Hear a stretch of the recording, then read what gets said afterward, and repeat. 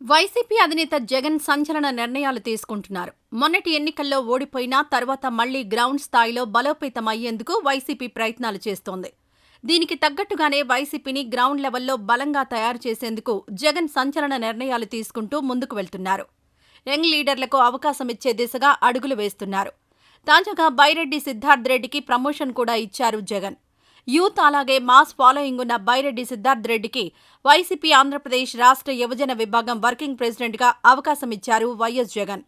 అలాగే ఆంధ్రప్రదేశ్ రాష్ట్ర ప్రచార విభాగం అధ్యక్షుడిగా కాకుమాను రాజశేఖర్కు అవకాశమిచ్చారు జగన్. క్రమశిక్షణ కమిటీ చైర్మన్గా చెట్టిపల్లి రఘురామరెడ్డిని నియమించారు. క్రమశిక్షణ కమిటీ సభ్యులుగా రెడ్డి శాంతి, కైలా అనిల్, అలాగే తానేటి అనితకు అవకాశమిచ్చారు జగన్. ఈ మేరకు అధికారిక ప్రకటన విడుదలైంది. త్వరలో వైఎస్ జగన్ జనాల్లోకి వెళ్లబోతున్నారని వార్తలొస్తున్నాయి. అందుకే ఇప్పుడే గ్రౌండ్ స్థాయిలో వైసీపీ నేతలకు పదవులివ్వాలని జగన్ నిర్ణయం తీసుకున్నారట. ఇందులో భాగంగానే బైరెడ్డి సిద్ధార్థ్ రెడ్డికి జగన్ పదవులు కట్టబెట్టినట్లు వార్తలొస్తున్నాయి.